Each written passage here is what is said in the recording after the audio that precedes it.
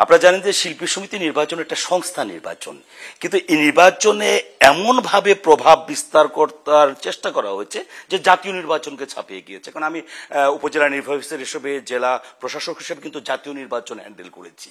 এখানে প্রধান নির্বাচন কমিশনার হিসেবে যখন আমি বৈধভাবে নির্বাচন করছি এবং রেজাল্ট দিব, তখন কিন্তু আমার উপর প্রভাব বিস্তার করা হয়েছে রাজনৈতিকভাবে।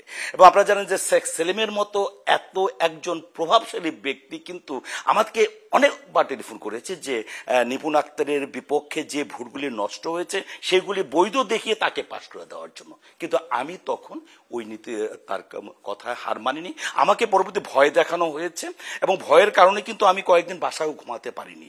এমনকি প্রভাব যে ছিল রাজনীতিক, আমাকে 30 তারিখ যেদিন রেজাল্ট মানে আপিল কমিটির রেজাল্ট দেওয়ার পর সেটা প্রকাশ করা হবে, সেদিন আমাকে একটা গোয়েন্দা সংস্থার হেফাজতে সারাদিন রাখা হয়েছে। যদিও আমাকে সম্মান দেখিয়েছে, যে অতিরিক্ত সচিব হিসেবে আমাকে সম্মান দেখিয়েছে, আমাকে স্যার স্যার বলেছে, কিন্তু আমাকে আটকিয়ে রাখা হয়েছে।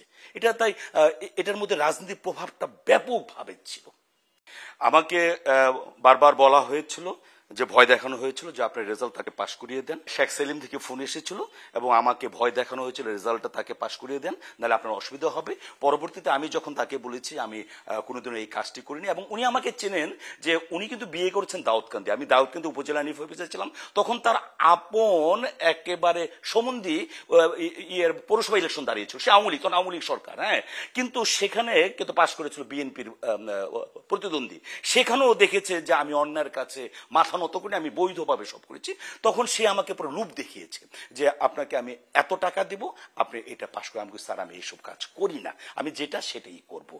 এবং আপনাকে বলতে অসুবিধা নেই, তৎকালীন স্বরাষ্ট্রমন্ত্রী কিন্তু আমাকে টেলিফোন করেছিল।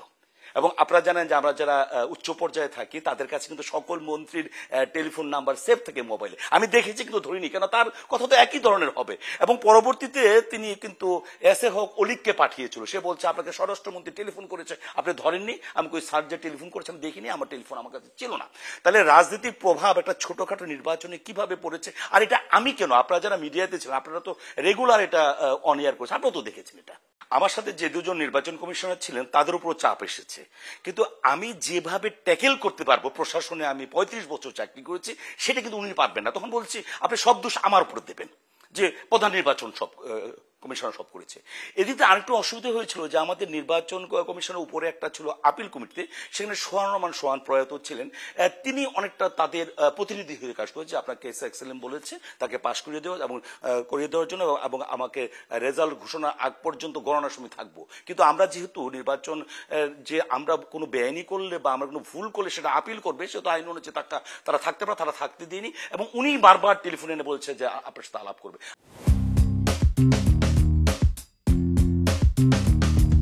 আমি তখনই বুঝেছি যে শেখ সেলিম সব করেছেন। এবং তখন এক পুলিশ অফিসার ছিলেন, ওনার নামটা হাফিজ, সে বলছে স্যার আপনি কিভাবে ট্যাকেল করছেন এটা, আপনি যেভাবে কথা বলছেন অসুবিধা হবে না? হ্যাঁ, অসুবিধা হয়েছে, কিন্তু আমি কিন্তু কয়েকদিন বাসায় থাকতে পারিনি, আমি অন্য বাসায় থেকেছি।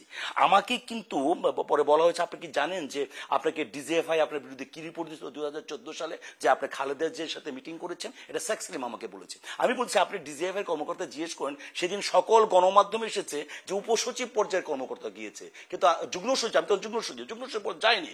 আবার কি করছে, আমার এই কারণে আমাদের শেখ সেলিমের যে যেখানে বিয়ে করছে তার সম্বন্ধে যে ফেল করেছে আমার সময়, তার আরেক বোন জামাই হলো আবুল কালাম আজাদ, তথ্যমন্ত্রী ছিলেন। এবং এই আমাদের ডিজি ছিলেন মোহাম্মদ, সে যে বললো যে পীরজাদা, সেই পীরজাদা যে আপনার সম্বন্ধীকে ফেল করেছে। আবুল কালাম আজাদ কিন্তু আমাকে বিটিভিতে ব্ল্যাক লিস্ট করেছে। আমি গত 15 বছরে বিটিভিতে একটি নাটক করতে পারিনি, তবু আমি অন্যের কাছে মাথা নত করিনি। মানে আপনার সেই সময়টায় চাপে ছিলেন আসলে। এবং আরেকটা বলি, যদি তখন আমি জানতাম, আমি চাপটা সহ্য করতে পেরেছি যেহেতু আমি প্রশাসনে উচ্চ পর্যায়ে চাকরি করছি, এবং আমার এত বছর চাকরির জীবনে আমি ঢাকায় একটা অ্যাপার্টমেন্ট করতে পারিনি, এটা জমি কিনতে পারিনি, আমি এটা করেছি। কিন্তু তখন যদি আমি জানতাম যে আয়নাঘর নামক জিনিসটা আছে, তাহলে আমি আমার নীতিতে অটল থাকতে পারতাম কিনা আমার সন্দেহ। আমার নীতিতে হয়তো আমি অটল থাকতে পারতাম না, যে আয়নাঘরের যে কাহিনী এখন দেখছি।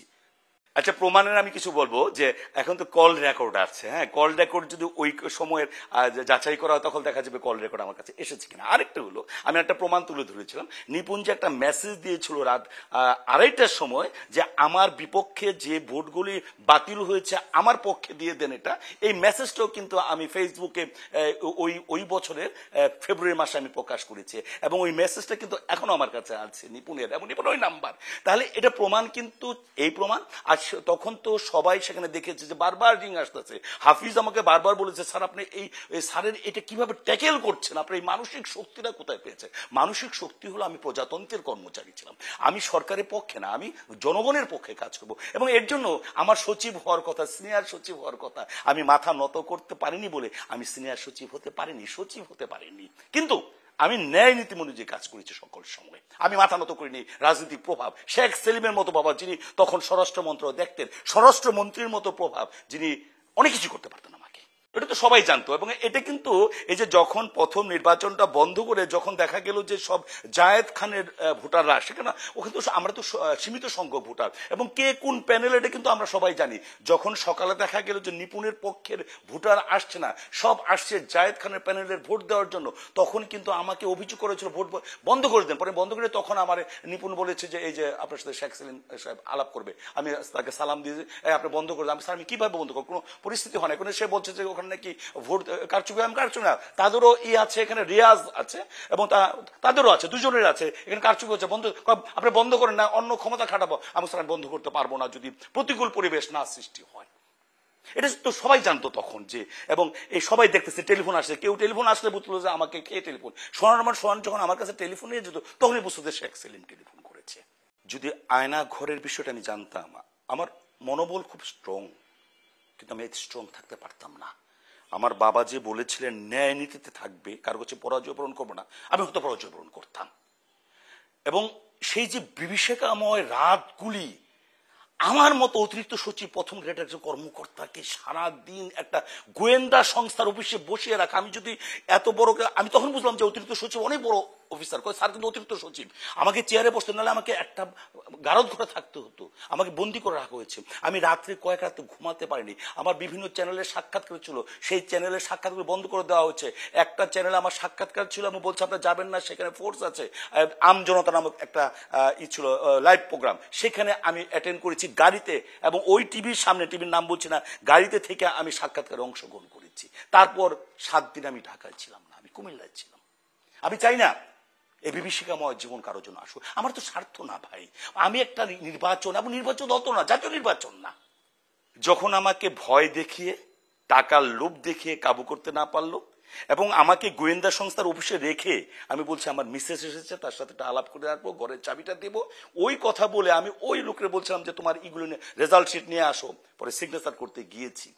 এই পর্যায়ে যে 28 তারিখ নির্বাচনে হেরে যাওয়ার পর নিপুণ কিন্তু আমার বিরুদ্ধে এই একটা চারিত্রিক কোনো অভিযোগ করেনি, এবং যখন 29 তারিখ তখন অভিযোগ করে, 30 তারিখও অভিযোগ করে, যখন দেখেছে যে রেজাল্ট প্রকাশ হয়েছে তখন কিন্তু সে অভিযোগ করেছে, এবং তখন আপনারাও ছিলেন, সবাই ছিলেন, সকল চ্যানেলের সামনে এই কথা, আমি তাকে চুমু দিতে চেয়েছি, সকল বিষয় দেখাতে পেরেছে, এবং জায়েদ খান চাদর পরা ছিল সেই ব্যবস্থা কিন্তু এটাকে দেখাতে পারিনি।